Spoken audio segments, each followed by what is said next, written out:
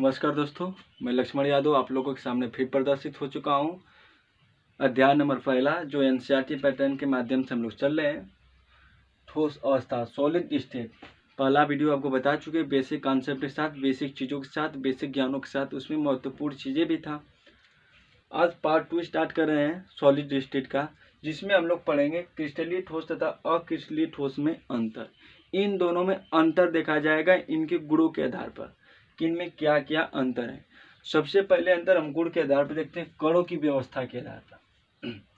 कणों की व्यवस्था के आधार पर तो मैं पहले ही बता चुका हूँ, अगर क्रिस्टलीय ठोस को कणों की व्यवस्था के आधार पर हम देखना चाहेंगे तो क्रिस्टलीय ठोस जो है लंबी परास में व्यवस्थित कर सकते हैं। जैसे ईंट है, ईंट को हम व्यवस्थित करना चाहेंगे तो इसको बहुत लंबी ऊंचाइयों तक या दूरियों तक व्यवस्थित कर सकते हैं।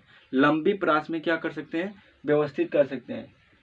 अक्रिस्टलीय ठोस को हम लंबी परास में व्यवस्थित नहीं कर सकते, मतलब छोटी दूरी तक। जैसे रबर ट्यूब अगर हम व्यवस्थित करना चाहेंगे तो छोटी दूरियां छोटे ऊंचाइयों तक से व्यवस्थित कर सकते हैं। तो यह हमारे क्या होंगे, अक्रिस्टलीय ठोस। तो इनके आधार पर अंतर पहला देखा जाएगा, कोणों के व्यवस्था के आधार पर क्रिस्टलीय ठोस जो है लंबी परास, यानी इनकी जो है व्यवस्था क्या होती है, दीर्घ परासी व्यवस्था होती है। क्या होती है, पहला गुण में दीर्घ परासी व्यवस्था होती है।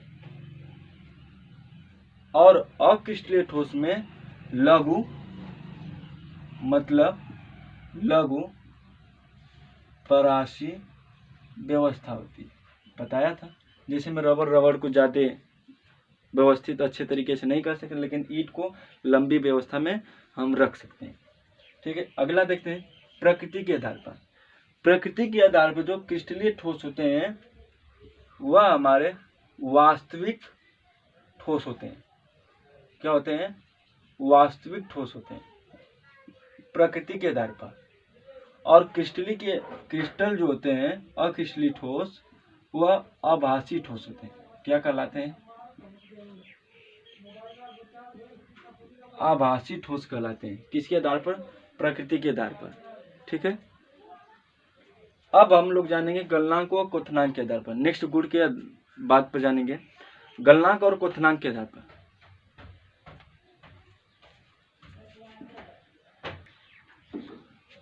अब हम देखेंगे गलनांक और क्वथनांक के आधार पर इसमें क्या अंतर पाया जाता है। जैसे में जो हमारे क्रिस्टलीय ठोस होते हैं, अगर उसको हम गर्म करते हैं, जलाते हैं, तो वह उनका पूरा भाग जलता है। जैसे नमक को जलाएंगे तो पूरा भाग जलेगा, पूरा भाग जलता है। जो अक्रिस्टलीय ठोस होता है, अगर उसको जलाएंगे, जैसे टायर को हम जलाएंगे तो उसका कुछ भाग जलता है और कुछ भाग जलकर द्रव में परिवर्तित होता है और कुछ भाग ठोस में, मतलब उसके सभी भाग अच्छे तरीके से नहीं जलते हैं। वह सब क्या कहलाएंगे, अक्रिस्टलीय ठोस। क्या कहलाते हैं, अक्रिस्टलीय ठोस। तो कहने का मतलब है इसमें ताप क्या होता है, तापमान जो है बदलता रहता है। ताप क्या होता है, बदलता रहता है, उसके अवस्था के अनुसार उसमें क्या होता है, बदलता रहता है। लेकिन ऐसा क्रिस्टलीय ठोस में नहीं होता है। कह सकते हैं इनके गलनांक व क्वथनांक क्रिस्टलीय ठोस में क्या होते हैं, निश्चित तापमान पर होते हैं, निश्चित तापमान पर होते हैं। लेकिन अक्रिस्टलीय ठोस में क्या होता है, अनिश्चित तापमान में। जैसे टायर को, ट्यूब को जलाते हैं, अनिश्चित तापमान, मतलब कुछ भाग जलते हैं, कुछ भाग नहीं जलते हैं, कुछ भाग ठोस में रहते हैं, कुछ भाग द्रव में रहते हैं। यह किस में बात होती है, अक्रिस्टलीय ठोस में। अब अगला बात आती है विदलन गुण के आधार पर। किसके आधार पर, विदलन गुण के आधार पर। विदलन का मतलब होता है टुकड़ा, अलग अलग करना। अगर हम क्रिस्टलीय ठोस को किसी धारेदार हथियार से क्या करते हैं, काटते हैं, धारेदार हथियार से, जैसे जिसमें धार हो, उससे काटेंगे तो इनकी सतह जो मुलायम होती है, किसकी, क्रिस्टलीय ठोस की, और इनकी सतह क्या होती है, खुरदरी होती है।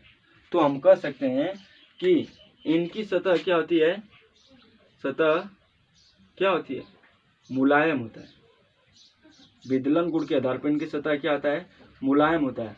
और इनकी सतह क्या होती है, सतह खुरदरी होती है। ठीक है, इनकी सतह क्या होती है, खुरदरी होती है।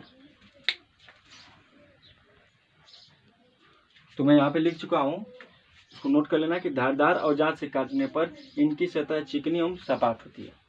ठीक है, तो मैं इनके कुछ गुणों के आधार पर गुण देख रहा हूँ, कुछ और बातें इसको नोट कर लो, फिर आगे देखते हैं ढेर सारे गुणों के आधार पर इनके अंतर।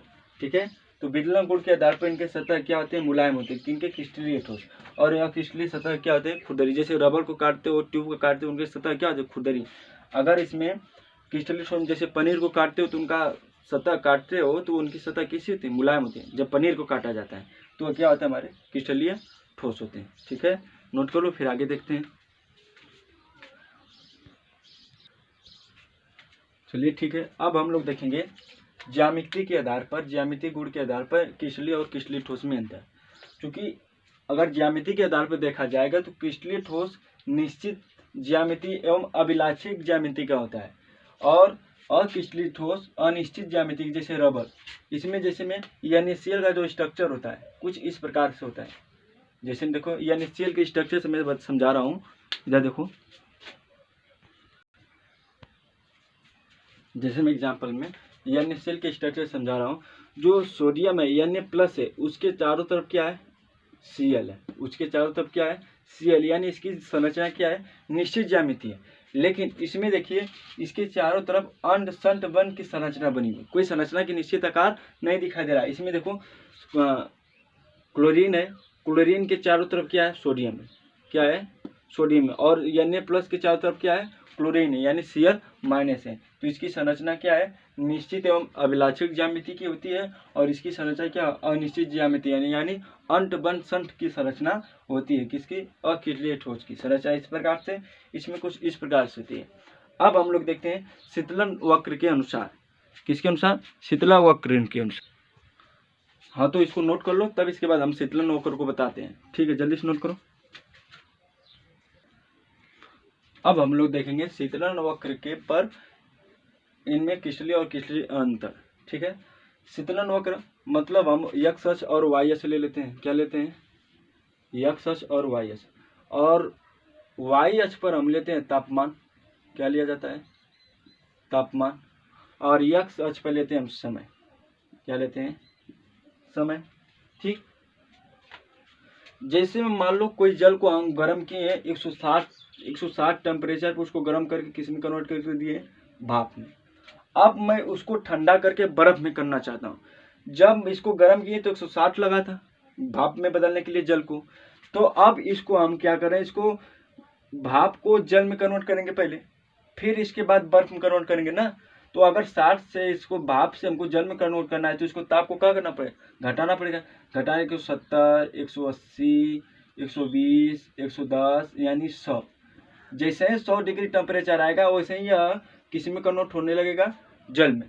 यानी इसका ताप को क्या करें, हम घटा रहे हैं। जैसे ही इसका ताप हम क्या करें, घटा रहे हैं। देखो 160 से कुछ कम कर रहे हैं। जैसे ही 100 पाएगा वैसे ही यह इसमें क्या होगा, अब अवस्था परिवर्तन होगा। अब भाप से जो है इसमें किस में बदलेगा, जल में। तो इस जल में आएगा तो इसमें अवस्था परिवर्तन होगा। किसमें क्या होगा, अवस्था परिवर्तन होगा। जब भाप से या जल में आ गया, 100 डिग्री टेम्परेचर आ गया, 100 पर, इसे आपको पता है 100 के बाद यह किस में कन्वर्ट होगा, जल में। यह तब तक 100 डिग्री टेम्परेचर बने रहेंगे जब तक यह पूरा भाप जल में कन्वर्ट न हो जाए। यानी यह तब तक नियत टेम्परेचर रहेगा। यानी टेम्परेचर क्या रहेगा, नियत। किसमें, अवस्था परिवर्तन में, जब तक यह क्या हो, जल में न कर परिवर्तन हो जाए। जल में परिवर्तन मतलब अवस्था परिवर्तन। अवस्था परिवर्तन मतलब वह टेम्परेचर हमेशा कितना रहेगा, 100 डिग्री। 100 तक तब तक रहेगा जब तक उसमें जल में परिवर्तन न हो जाए। जल में परिवर्तन मतलब अवस्था परिवर्तन। 100 हमारा टेम्परेचर क्या है, नियत है। कब नियत है, अवस्था परिवर्तन पर। किसमें, अवस्था परिवर्तन पर। जैसे ही अब यह पूरे भाप जल में कन्वर्ट हो जाएंगे, अब फिर टेम्परेचर हम कम करेंगे, 90 करेंगे, 80 करेंगे, 50 करेंगे, 20 करेंगे, 10 करेंगे, 0 करेंगे। 0 डिग्री करते हैं यह पूरा जल किस में कन्वर्ट होना चाहेंगे, बर्फ में। तब तक यह बर्फ में कन्वर्ट नहीं होंगे जब तक यह पूरा जल जो है बर्फ न आ जाए। मतलब इसमें तब तक अवस्था परिवर्तन नहीं होगा। मतलब आप 100 से इसका टेम्परेचर क्या कर रहे हैं, घटा रहे हैं, इस प्रकार से घटा रहे हैं। फिर 0 डिग्री के बाद इनमें क्या होगा, अवस्था परिवर्तन। क्या होगा, अवस्था परिवर्तन तब तक होगा जब तक पूरा जल किस में कन्वर्ट न हो जाए, बर्फ में। पूरा जब बर्फ में कन्वर्ट होगा तब तक उसमें टेम्परेचर पूरा कितना रहेगा, 0। न 0 से कम होगा न तो बढ़ेगा। अगर कम बेसी करोगे तो अवस्था में भी क्या होगा, परिवर्तन होगा। अवस्था में भी क्या होगा, परिवर्तन। जब अवस्था में परिवर्तन होगा तो उस समय टेम्परेचर हमारा क्या रहेगा, नियत रहेगा। फिर यह किस में कन्वर्ट हो जाएगा, बर्फ में। फिर बर्फ में कन्वर्ट होगा तो फिर इसमें परिवर्तन होगा। फिर बर्फ फिर जो भी होगा फिर अवस्था परिवर्तन होगा। अवस्था परिवर्तन पर याद रखना, अवस्था परिवर्तन पर ताप क्या रहता है, नियत रहता है। यह किस में हो रहा है, क्रिस्टलीय ठोस में। तो क्रिस्टलीय ठोस में देखा जाएगा जब जब अवस्था परिवर्तन होगा तब तब इसमें क्या होगा, ताप हमारा क्या रहेगा, नियत रहेगा। लेकिन क्रिस्टलीय ठोस में ऐसा नहीं होगा। क्रिस्टलीय ठोस में ऐसा, जैसे देखिए अगर ट्यूब टायर को जला रहे हैं तो कुछ भाग ठोस रहा है, कुछ भाग द्रव रहा है, कोई इसमें ताप नियत नहीं है। तो इसका टेम्परेचर का वक्र खींचा जाए x अक्ष और y अक्ष पर, तो इसका कुछ इस प्रकार से होगा, कुछ इस प्रकार से वक्र बनेगा। ठीक है, तो मतलब इसमें शीतलन वक्र के अनुसार पे देख रहे हैं हम कि जब जब अवस्था परिवर्तन हो रहा है तब तक ताप हमारा क्या है, नियत है। जब जब हमारा ताप में परिवर्तन हो रहा है तब उसमें अवस्था में कोई परिवर्तन दिखाई नहीं दे रहा है। किसमें होगा, अक्रिस्टलीय ठोस में। तो मैं इसको नोट कर दे रहा हूँ, लिख ले रहा हूँ, तब इसको नोट कीजिए। तो हम क्या देख रहे हैं, क्रिस्टलीय ठोस में इनके जो सतह है, इनके सतह में बार बार क्या हो रहा है, परिवर्तन हो रहा है। तो हम कहेंगे इसमें क्या हो रहा है, असतत वक्र बन रहा है। और इसमें क्या हो रहा है, बार बार इनमें सतह में कोई परिवर्तन नहीं हो रहा है, एक ही ढलान पर चले जा रहे हैं। मतलब इनका क्या है, सतत वक्र है। क्या है, सतत वक्र है। तो शीतलन वक्र में यह देखा जा रहा है कि जो तापमान है उसमें असतत वक्र मिल रहा है, किसमें, क्रिस्टलीय ठोस में। और अक्रिस्टलीय ठोस में क्या मिला है, सतत वक्र। तो इसमें अंतर है कि क्रिस्टलीय ठोस में क्या पाया जाएगा, असतत वक्र, और इसमें क्या पाया जाएगा, सतत वक्र। ठीक है, नोट कर लो जल्दी से, तब इसके बाद आगे बताता हूँ।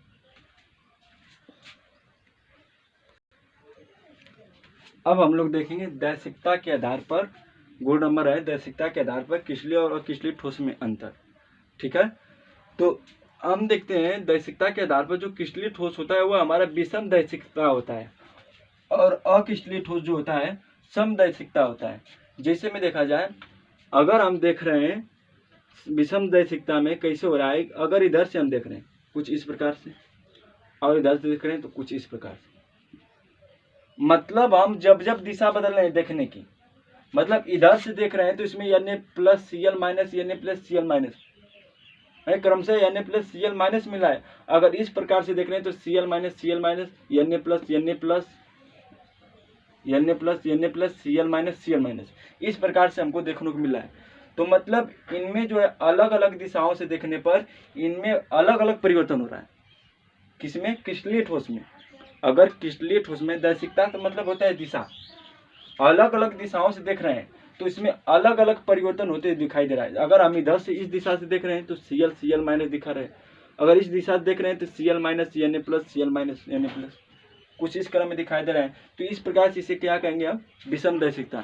तो लिख लेना, विषम दैशिकता किसे कहेंगे कि भौतिक गुणों के आधार पर भिन्न भिन्न दिशाओं से देखने पर, भिन्न भिन्न दिशाओं पर देखने पर इनमें क्या होता है, भिन्न भिन्न परिवर्तन होगा, तो उसे क्या कहेंगे, विषम दैशिकता। क्या कहेंगे, विषम दैशिकता। अब बात आती है इसमें क्रिस्टलीय ठोस में समदैशिकता।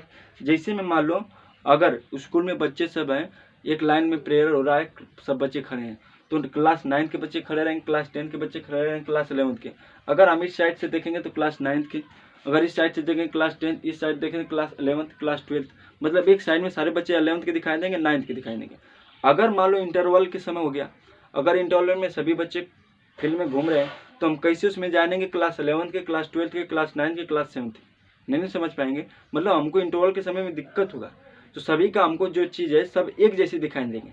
तो वही बात है, अगर हमारा रबड़ है उसमें कुछ संरचना इस प्रकार से होगी, उसमें भीड़ लगी है, इंटरवल हो चुका है, तो सभी चीज़ें जो है एक ही जैसे समान दिखाई दे रहे हैं, तो उसमें सभी चीज़ें क्या होगी, एक ही जैसी दिखाई देगी। अगर हमें भौतिक गुण जो है उसमें कहीं से भी देखने पर, अगर इधर से देखेंगे तो वही बात होगी, उधर से देखेंगे तो वही बात, लेकिन हम क्लास को डिफरेंस ना अलग नहीं कर पाएंगे इंटरवल में।